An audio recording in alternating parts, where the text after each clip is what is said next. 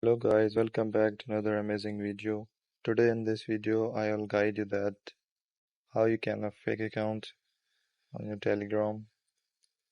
You can use an international number except your own personal number. You can create a Telegram account and use easily. For doing this, you have to open your Telegram app. Here you can put that number.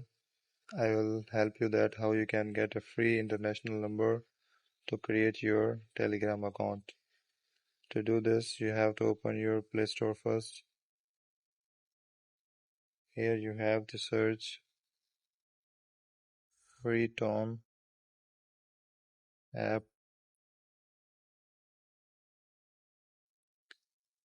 After installing this application, you have to go back,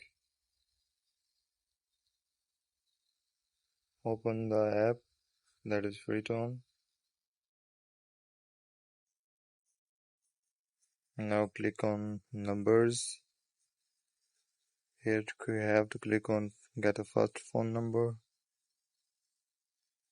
Here's all countries. You can select your desired country you want to create an account.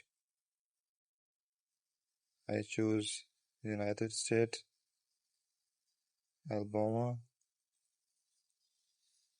Here's all numbers you can copy and create a free Telegram account that is totally free.